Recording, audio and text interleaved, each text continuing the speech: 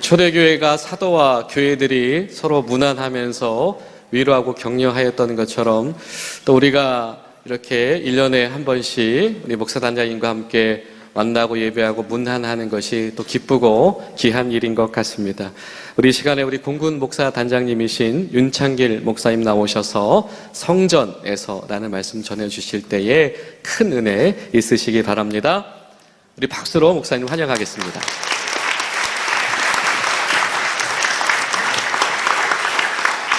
네, 환영해 주셔서 감사합니다. 1부 예배도 드렸는데 또 2부 예배 똑같은 예배를 드리게 되는데 우리 목사님이 지루하지 않을까 싶습니다. 똑같은 설교를 들으셔서. 마태복음 그 21장 1절부터의 내용을 보면 예수님이 나귀를 타고 예루살렘에 들어오시는 모습이 보입니다. 무엇을 타고, 그 당시에는 보통 걸어서 이동을 했는데 어떤 짐승을 타고 왕도인 예루살렘에 들어왔다라는 것은 왕으로서의 자신의 신분을 보여주신 것입니다. 그러나 또한 그 타는 것이 백마가 아니라, 말이 아니라 나귀 새끼를 타셨다라는 것은 억압하고, 왕으로서 오시는데 억압하고 권력을 휘두르는 그런 왕이 아니라 겸손한 왕이 되시겠다라는 그런 의미가 있는 것입니다. 이런 겸손한 왕의 행차에 따르는 수많은 무리들도 이렇게 외쳤습니다. 호산나 다윗의 자손이여 라고 말입니다. 이 다윗의 자손은 왕의 호칭입니다. 메시아의 호칭인 겁니다. 그렇습니다. 다윗의 자손으로서 예수님은 왕의 자격으로서, 그리고 메시아의 자격으로서 예수님은 예루살렘에 들어오신 것입니다. 그리고 예루살렘에 들어오셔서 제일 먼저 하신 일은 성전에 들어가서 성전을 청소하는 거였습니다. 12절 말씀을 보면 예수님은 성전 안에서 매매하는 모든 사람들을 내쫓으셨다라고 말씀을 하고 있습니다. 돈 바꾸는 환전상들의 상을 엎어버리셨습니다. 비둘기 파는 사람들의 의자를 둘러 엎으셨습니다. 겸손한 왕으로 오신 예수님께서 다소 과격한 행동을 하고 계시는 것입니다. 그런데 성전에서 제사를 드리려면 이런 매매하는 사람들이 필요합니다. 하나님께 제사를 드리려면 흠없는 양이나 염소나 소를 하나님께 드려야 했었거든요. 근데 먼 곳에서 이런 짐승들을 끌고 오는 것은 쉽지 않을 뿐더러 또 이렇게 짐승을 끌고 오다가 혹여 상처가 나거나 흠이라도 생기면 하나님 앞에 제사를 드리는 제물로 합당하지 못했습니다. 그러니까 먼 곳에서 하나님을 예배하는 사람들에게는 이 예루살렘에서 흠 없는 짐승을 사는 것이 필수적인 일이었던 것입니다. 돈 바꾸는 환전상들도 필요합니다. 성전세를 1년에 한 번씩 하나님 앞에 꼭 드려야 됐는데 두로의 3개의 동전으로 하나님 앞에 드려야만 했었습니다. 근데 보통 사람들이 거래하는 동전은 뭐였냐면 그리스 화폐 또는 로마 동전이었기 때문에 하나님 앞에 드리기 위해서는 평소 자기가 사용하던 이 동전을 두로의 3개로 바꿔야만 했었습니다. 그러니까 환전상을 거치는 것은 하나님을 섬기는 데 있어서 필수적이었다라는 것입니다. 비둘기 파는 사람들은 어떠합니까? 양이나 염소로 제사드릴 형편이 되지 않는 사람들에게 비둘기는 가난한 사람들이 드릴 수 있는 가장 작은 재물이었습니다. 먼 곳에서 하나님을 예배하겠다고 온 사람들이 비둘기를 사서 하나님을 예배하겠다는 건데 이것은 필요한 일로 보여지는 것입니다. 게다가 성전 안에서라고 표현되어 있지만 엄연히 여기는 성전의 중심부는 아닙니다. 성전은 하나님 앞에 제사를 드리는 성소, 그리고 제사를 드리는 뜰이 있고요. 그리고 그 이스라엘 남자들만 들어올 수 있는 이스라엘 사람들의 뜰이 있고, 그리고 그 바깥에 여인들만 들어올 수 있는 여인의 뜰이 있습니다. 그리고 그 주변으로 이방인들도 들어올 수 있는 이방인의 뜰이 형성되어 있습니다. 그러니까 이방인의 뜰에서 지금 사람들이 장사를 하고 있는 겁니다. 이스라엘 사람들의 뜰도 아니고 여인의 뜰도 아니고 이방인들도 들어올 수 있는 이방인의 뜰에서 지금 장사와 매매가 이루어지고 있는 것입니다. 이방인의 뜰에서 매매를 하고 있는 건데 이게 뭐 그렇게 크게 문제가 되나, 이렇게 생각할 수 있는 것입니다. 그러나 원래부터 이 이방인의 뜰에서 매매가 이루어졌던 것은 아니라고 합니다. 원래 근처 감람산에서 4군데의 시장이 형성되어 있었고, 거기서 하나님께 드릴 제물을 살 수 있었다고 합니다. 그러나 대제사장 안나스와 가야바가 이 제사장 정권을 형성하고 나서부터는 이방인의 뜰에서 제물을 사도록 유도했다고 합니다. 모종의 불평등 거래가 형성되기 시작했을 것입니다. 하나님 앞에 제사 드리는 제물로 적합하다, 적합하지 않다라고 판정하는 것은 제사장이 하는 일입니다. 제사장이 합격하면 제사를 드릴 수 있는 거고요. 제사장이 이 짐승은 하자가 있는데 라고 불합격하면 제사를 드릴 수가 없는 겁니다. 근데 감람산에서 사온 이 제물들은 아마도 제사장들이 이렇게 했겠죠. 불합격. 그런 일들이 많아졌을 것입니다. 하지만 이방인의 뜰에서 사온 제물은 거의 합격 도장을 많이 찍어주고 그 제물로 하나님 앞에 제사를 드릴 수 있었겠죠. 그런데 가격은 훨씬 비싼 겁니다.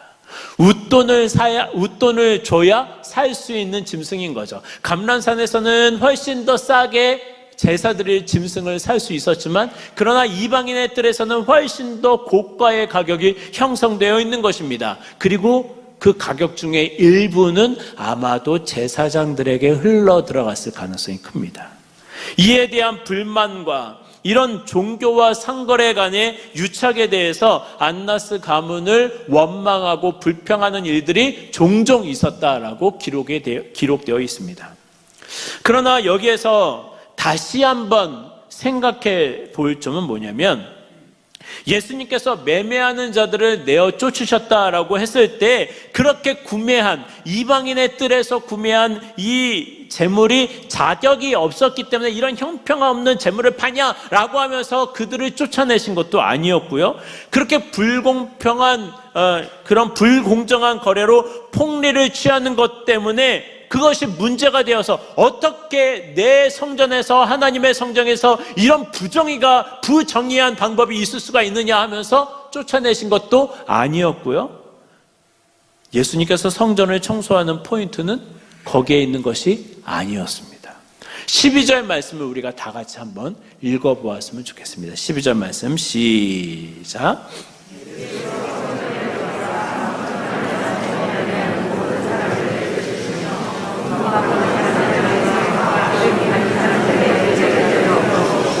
12절 말씀을 보면 예수께서 성전에 들어가서 성전 안에서 매매하는 모든 사람들을 다 쫓으셨다고 합니다.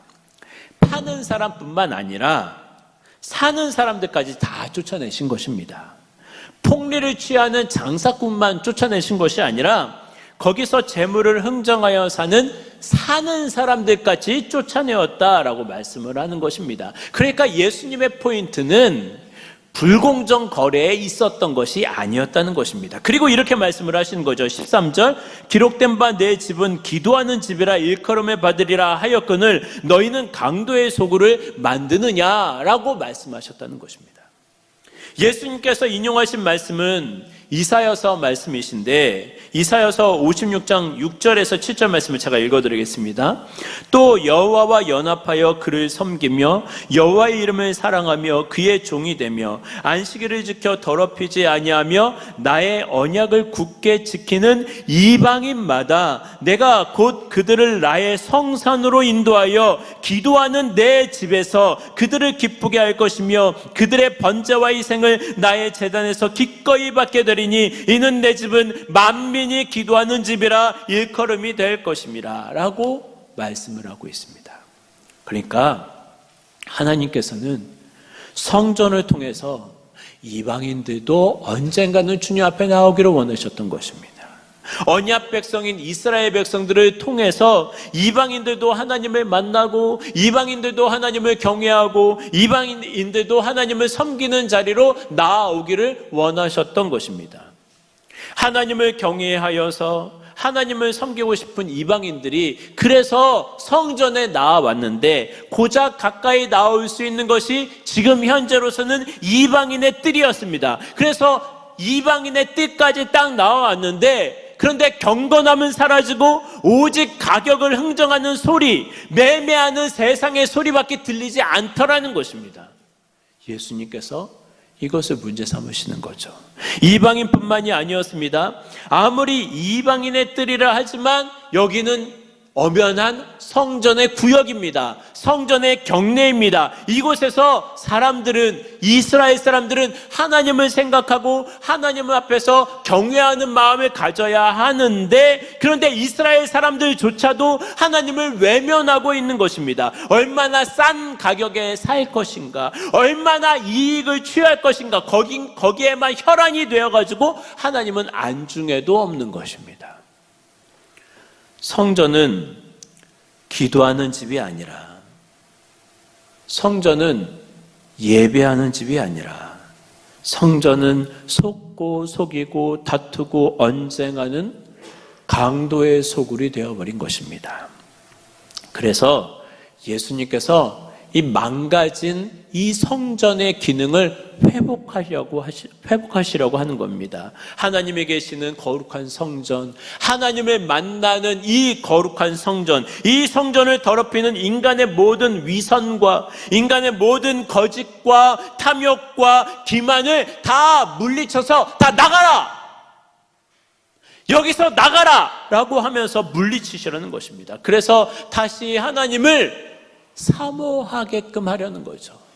다시 하나님을 경외하게끔 하려는 거죠. 그래서 이방인의 뜰에서부터 다시 하나님을 바라보고 예배하는 마음의 준비를 할 수 있도록 만드시려는 거였습니다. 사랑하는 성도 여러분, 혹시 우리도 교회 안에서 하나님을 만나지 못하고 있는 것은 아닙니까? 나의 탐욕과 나의 위선 때문에 말입니다. 혹시 우리도 이곳에서조차도 예수님을 못 만나고 있는 것은 아닙니까? 나의 잘못된 우선순위 때문에 말입니다. 사람 때문에, 일 때문에, 공부 때문에 만나야 할 하나님을 못 만나고 있는 것은 아닙니까?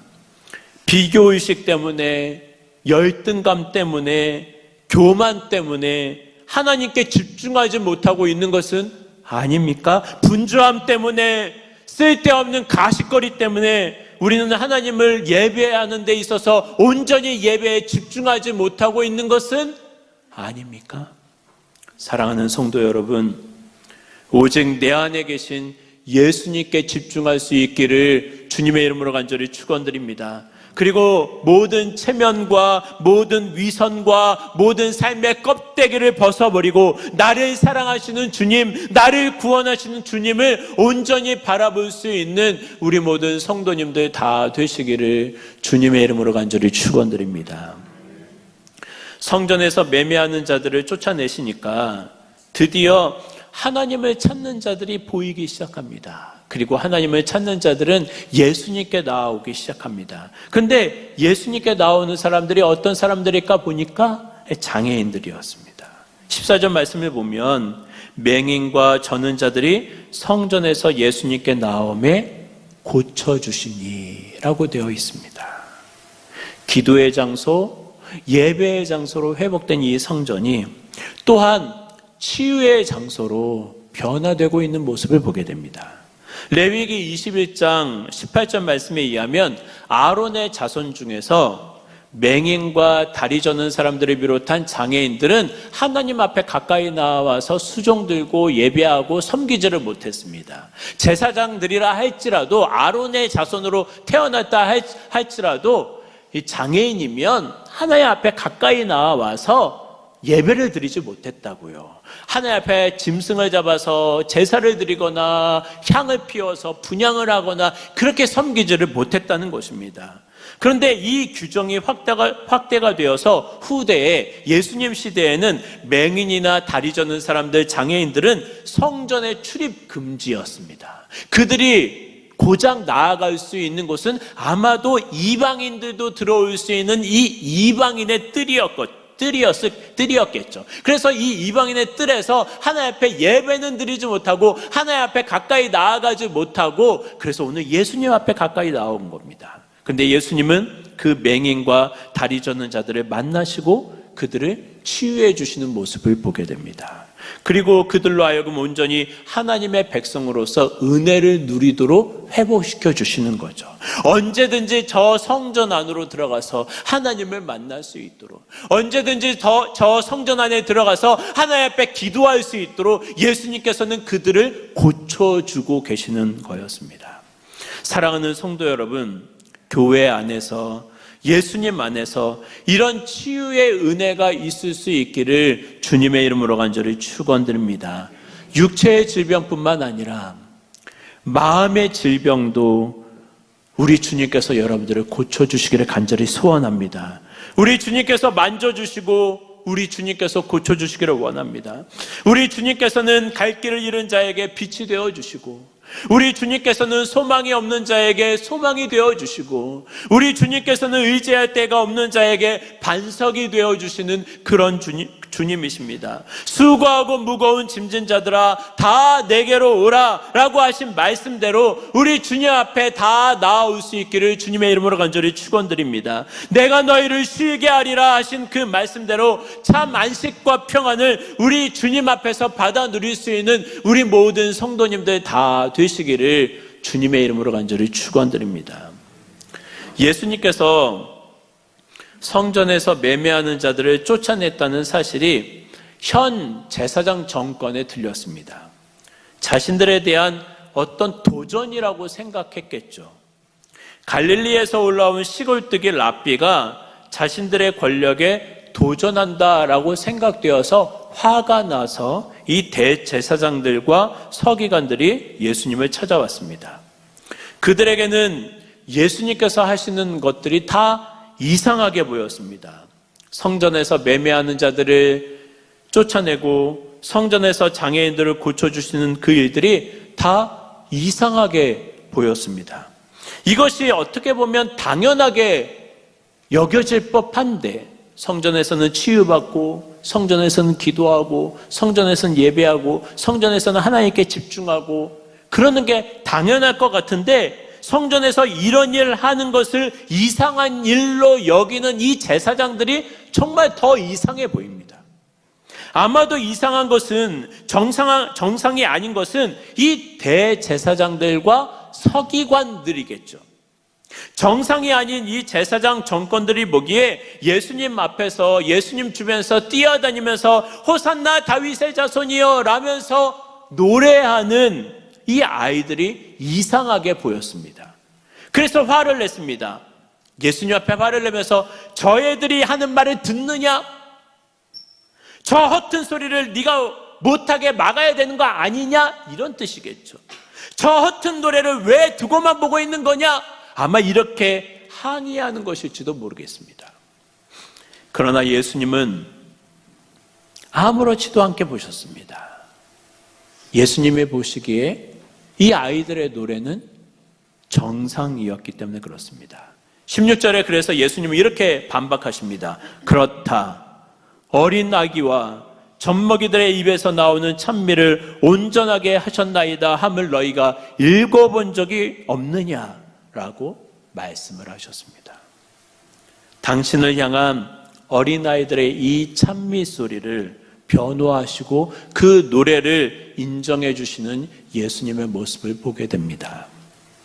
예수님께서 성전에서 어떤 일을 하고 계십니까? 성전의 기도와 예배를 회복시켜 주시고, 또 성전에서 사람들을 고쳐주시고 치유해 주시고, 그리고 성전에서 당신을 향한 찬양을 온전하게 하시는 모습을 보게 됩니다. 사랑하는 성도 여러분, 예수님 안에서 주님을 온전히 찬양하는 여러분들 되시길 바랍니다. 온전히 예수님의 주 되심을 고백하는 여러분들 되시길 바랍니다. 마음으로도 주님을 찬양하고 이 목소리로도 열심을 다해 주님을 찬양하는 여러분들 되시기를 주님의 이름으로 간절히 축원드립니다. 우리 주님은 성도의 찬양을 기뻐 받으실 겁니다. 누가 뭐라든 간에 우리의 간증과 찬양을 주님은 인정해 주실 것입니다. 누가 뭐라든 간에 주님을 향한 고백을 우리 주님은 인정해 주실 것입니다. 누가 뭐라든 간에 주님을 향한 우리의 목소리와 우리의 찬양과 우리의 마음을 주님께서는 흠양하여 주실 것입니다. 그러니 온 마음을 다해서 주님을 찬양하고 온 마음을 다해서 주님을 높일 수 있는 우리 모든 성도님들 다 되시기를 주님의 이름으로 간절히 축원드립니다. 이렇게 예수님은 성전 안에서 매매하는 자들을 쫓아내어서 기도와 예배를 회복시켜 주시고, 이렇게 예수님은 성전 안에서 사람들을 고쳐주시고, 이렇게 예수님은 성전 안에서 어린아이들의 찬양 소리를 흠양하여 받아주시며 그 찬양을 온전하게 하여 주셨습니다. 3중의 반복인 거죠. 성전 안에서, 12절 성전 안에서 기도를 회복시켜 주시고, 14절 성전 안에서 사람들을 고쳐주시고, 15절 성전 안에서 사람들의 찬양을 받아 주시는 거였습니다. 예수님은 성전 안에서 기도와 치유와 찬미를 회복하고 계십니다. 이게 성전의 기능이죠. 성전의 기능은 하나님을 만나서 하나님을 예배하고 기도하고, 성전의 기능은 하나님을 만나서 하나님 안에서 치유를 받고, 성전의 기능은 하나님 앞에 찬양을 드리고 하나님을 높여드리고 하나님께 영광 돌리고, 이게 성전의 기능이죠. 사랑하는 성도 여러분, 여러분들도 교회 나올 때마다 그런 일들이 일어나기를 원합니다. 교회 나올 때마다 기도가 이루어지고, 교회 나올 때마다 하나님을 만나고, 교회 나올 때마다 마음의 치유함을 받고, 교회 나올 때마다 하나님을 높여 찬양하고 하나님께 영광을 돌리는 그런 일들이 여러분들의 삶 가운데, 여러분들의 일 가운데, 여러분들의 시간 가운데 일어나기를 주님의 이름으로 간절히 축원드립니다. 그런데 성전 안에서 일어났던 이 세 가지 활동들, 예수님께서 하셨던 이 기도와 치유와 그리고 이 찬양이 예수님의 메시아 되심을 강력하게 뒷받침하고 증거하는 것들이었습니다. 스가랴 14장 21절 말씀을 제가 읽어드릴게요. 예루살렘과 유다의 모든 솥이 만군의 여호와의 성물이 될 것인즉 제사 드리는 자가 와서 이 솥을 가져다가 그것으로 고기를 삶으리라. 그 날에는 만군의 여호와의 전에 가나안 사람이 다시 있지 아니하리라. 이렇게 되어 있는데, 이 가나안 사람이라는 말을요, 상인, 장사치로 번역이 가능합니다. 그래서 다시 번역하면 이런 번역이 되겠죠. 그날에는 만군의 여호와의 전에 상인이 다시 있지 아니하리라. 뭐가 생각나시죠? 오늘 예수님께서 성전에서 매매하는 자들을 쫓아내는 것이 생각나지 않으십니까? 그러니까 메시아가 오시면 이 성전을 성결하게 하실 것이다 라는 그런 기대가 유대인들에게 있었습니다. 또 말라기 3장 1절에서 3절 말씀도 제가 한번 읽어볼게요. 만군의 여호와가 이르노라. 보라, 내가 내 사자를 보내리니 그가 내 앞에서 길을 준비할 것이요 또 너희가 구하는 바 주가 갑자기 그의 성전에 임하시리니 곧 너희가 사모하는 바 언약의 사자가 임하실 것이라. 그가 임하시는 날을 누가 능히 당하며 그가 나타나는 때에 누가 능히 서리요. 그는 금을 연단하는 자의 불과 표백하는 자의 잿물과 같을 것이라. 그가 은을 연단하여 깨끗하게 하는 자 같이 앉아서 레위 자손을 깨끗하게 하되 금, 은 같이 그들을 연단하리니 그들이 공의로운 제물을 나 여호와께 바칠 것이라. 메시아가 오시면 성전 제도, 레위인들, 제사장들을 비롯한 이 성전 제도를 성결하게 할 것이라는 그런 기대감이 이스라엘 사람들에게, 유대인들에게 있었다는 것입니다. 그런데 예수님께서 그렇게 하셨다는 거죠. 성전을 성결케 하셨습니다. 인간의 부정으로부터 성전을 보호하셨습니다. 그래서 성전을 하나님과의 만남의 장소요, 하나님께 기도하는 기도의 장소요, 하나님께 온전히 예배하는 예배의 장소가 되게 하셨다는 것입니다. 더 나아가 예수님 당신이 그런 존재가 되어주셨습니다. 이 건물로서의 성전이 온전한 하나님과의 만남의 장소가 되지를 못하니까 예수님이 당신의 존재 자체가 그런 성전이 되어주셔서 예수님을 통해서 하나님을 만나게 하시고, 예수님을 통해서 하나님 앞에 나와 기도하게 하시고, 예수님을 통해서 하나님 앞에 나와 예배할 수 있도록 그렇게 예수님께서 친히 성전이 되어주셨다는 것입니다. 또한 성전에서 맹인과 다리 저는 자들을 고쳐주시는 그것을 통해서요, 구약에 예언된 메시아의 예언이 성취되게 하셨습니다. 그날에 못 보는 자들이 보게 될 것이고, 그날에 다리 저는 자들이 걷게 될 것이고, 그날에 듣지 못하는 자들이 듣게 될 것이고, 그날에 가난한 자들에게 복음이 전파되게 될 것이다 라는 말씀이 오늘 성전에서 예수님을 통해서 성취되고 있는 거였습니다. 그리고 예수님께서 어린아이들의 찬송 소리를 인정해 주셨는데, 이 찬송이 어때서 하나님께서 어린아이의 찬송을 온전하게 하셨다는 것을 너희가 읽어보지 못했느냐? 라고 말씀하셨는데, 이 어린아이들의 찬송의 내용이 뭐였죠? 호산나 다윗의 자손이요. 누구를 찬송하는 거였습니까? 예수님을 찬송하는 거였습니다. 예수님을 다윗의 자손으로 높여드리는 찬송, 예수님을 메시아로 높여드리는 찬송, 예수님을 구원자로 높여드리는 그 찬송. 그런데 그 찬송을 옳다, 이 찬송은 온전한 찬송이다 라고 예수님께서 인정해 주신 겁니다. 뭘 말씀하시는 거죠? 내가 바로 이 찬송, 어린아이의 찬송의 내용에 나와 있는 내가 바로 그 메시아다, 내가 바로 그 다윗의 자손이다 라고 인정하고 자기 주장을 하고 계시는 거죠. 이와 관련해서 마가복음 내용과 마태복음의 내용을 좀 비교하여 살펴보면 좀 도움이 되실 것 같습니다. 실은 단순한 시간 순서로 보면 마가복음의 순서가 더 맞아요. 이 마가복음의 내용을 제가 간략하게 말씀드리겠습니다. 마가복음에는 이렇게 기록되어 있어요. 예수님께서 예루살렘에 입성하셨습니다. 그런데 날이 저물었어요. 그래서 예수님께서 입성하시고 나서 곧바로 그냥 나가셨습니다. 기거할 곳으로 이렇게 나가셨죠. 그리고 그 다음날 다시 예루살렘 성전으로 들어오십니다. 들어오실 때 보니까 무화과가 있어서 무화과에 뭐 먹을 게 있나 살펴보셨는데 아무것도 없어요. 그래서 이 무화과를 저주하십니다.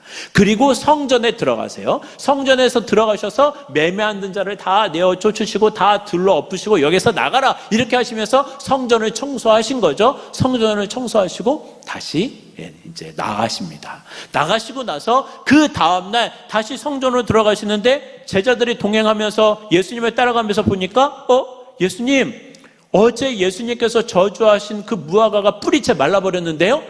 하면서 예수님께서 무화과와 관련된 이렇게 교훈을 주십니다. 이게 마가복음의 순서예요.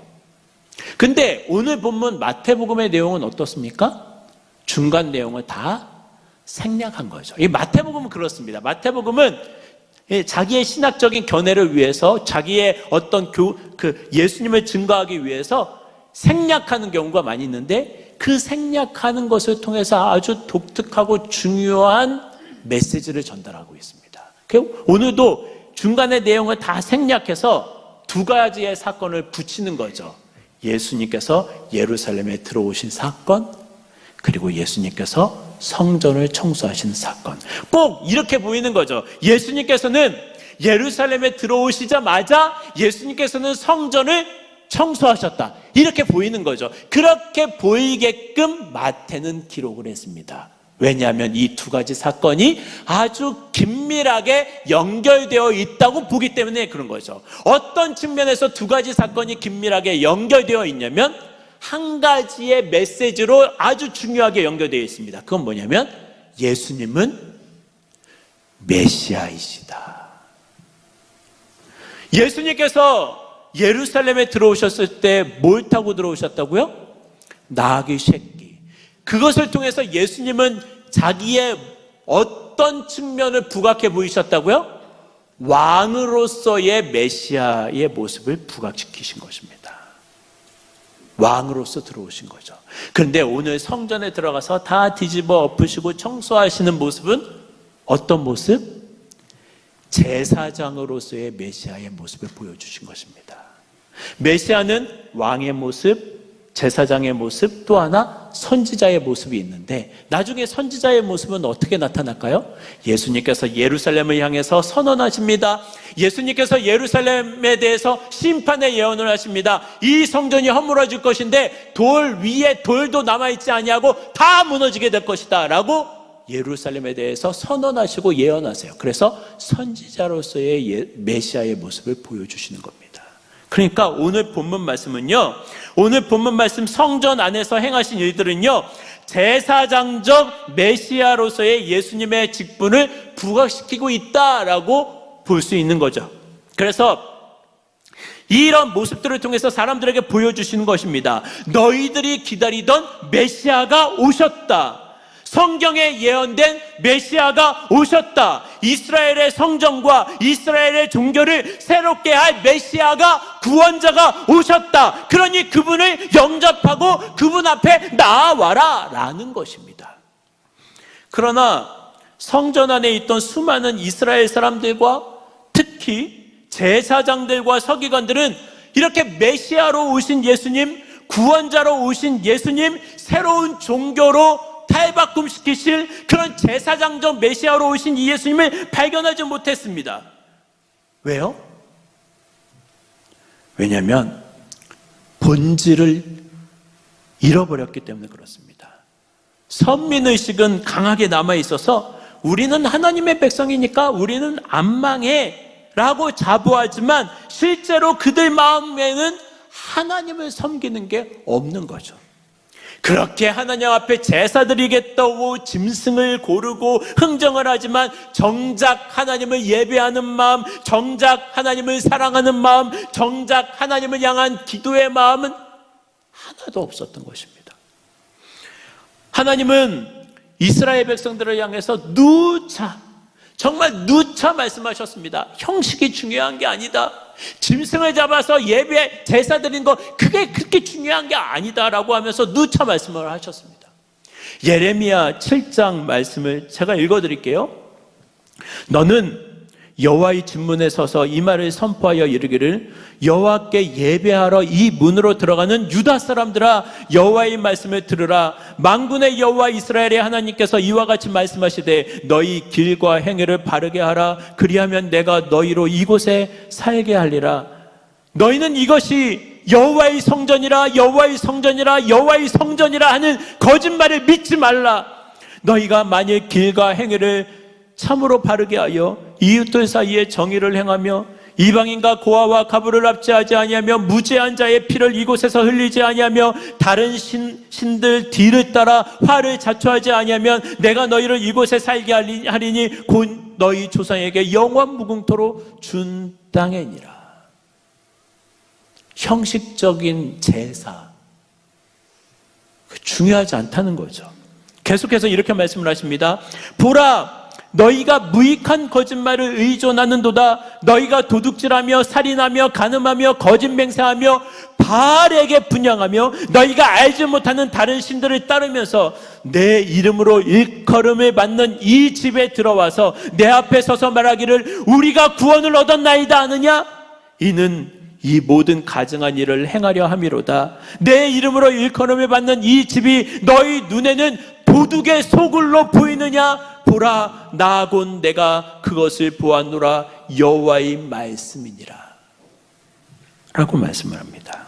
오늘 예수님께서 말씀하셨을 때 기도하는 집을 강도의 소굴로 만들었다라고 말씀하셨을 때 사실 인용하신 성경 말씀이 예레미야 7장 말씀이셨던 것입니다. 이스라엘이 본질을 잃어버렸던 것입니다. 성전에서 형식적으로 제사를 아무리 많이 드려도 하나님의 뜻을 알지 못해요. 하나님의 목적이 무엇인지 관심을 두지 않습니다. 하나님의 마음을 알지 못하는 것입니다. 이스라엘이 본질을 잃어버린 것입니다. 하나님과의 진정한 교제가 일어나지 않아요. 성전에서. 성전인데 제사, 짐승을 그렇게 잡아 죽이는데도 불구하고 성전에서 하나님을 만나는 사람이 없었다고요. 그분의 뜻을 알고 겸허히 순종하고 때로는 애통하고 회개하고 마음을 찢고 주님께로 돌아오는 사람이 없었다는 것입니다. 그것을 상실했다는 것입니다. 또 제사장들과 종교 지도자들을 보십시오. 그들은 정말 제사장들이라고 레위인들이라고 할 수가 있겠습니까? 그들은 정말 강도가 되어버렸습니다. 그들은 정말 장사치가 되어버렸어요. 돈으로 제사장 직분을 살고요. 어느덧 제사를 통해서 자기 이속만 챙기는, 자기 권력만 챙기는, 자기 명예만 챙기는 그런 사람들이 되어버리고 말았습니다.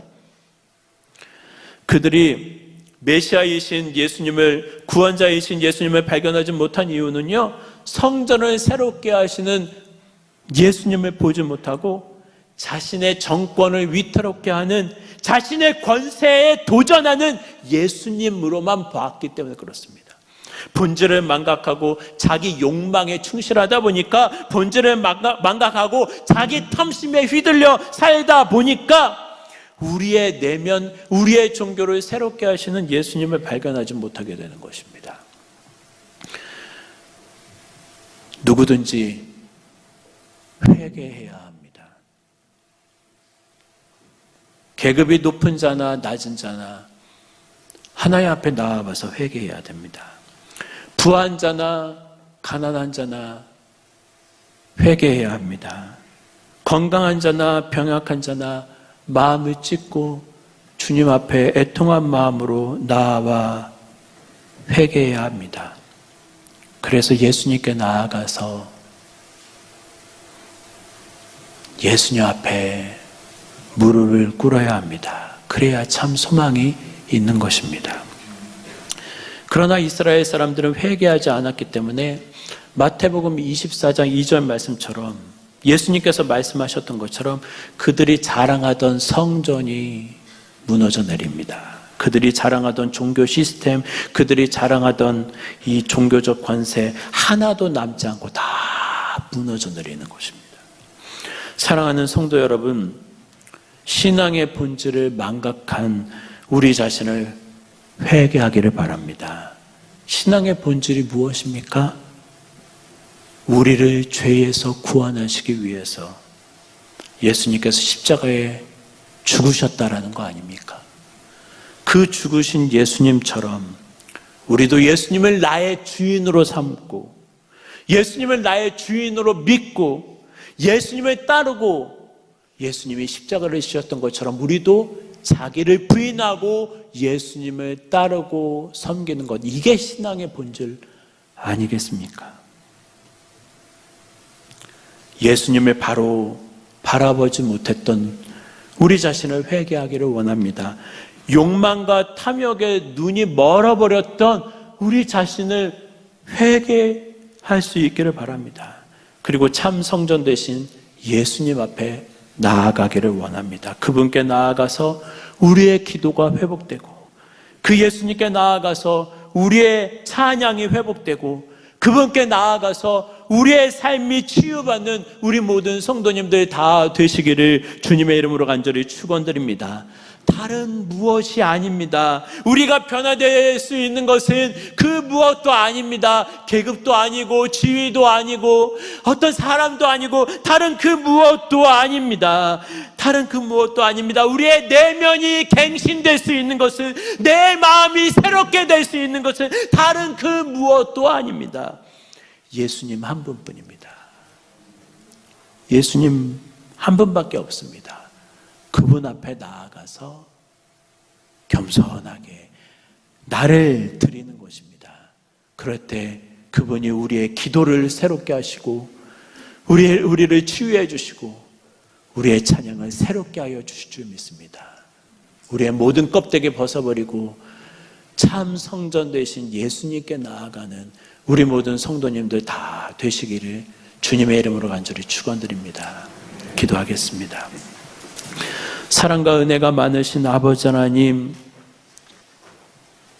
참 성전 되시고 참 제사장이 되시는 예수님 앞에 우리의 모든 위선과 외식과 껍데기를 다 벗어버리고 그 예수님 앞에 나아가서 우리의 기도가 회복되게 하여 주옵소서. 그 예수님께 나아가서 우리의 내면이 치유받게 하여 주옵소서. 그 예수님께 나아가서 우리의 찬양이 새로워지게 하여 주옵소서. 예수님의 이름으로 기도드리옵나이다. 아멘.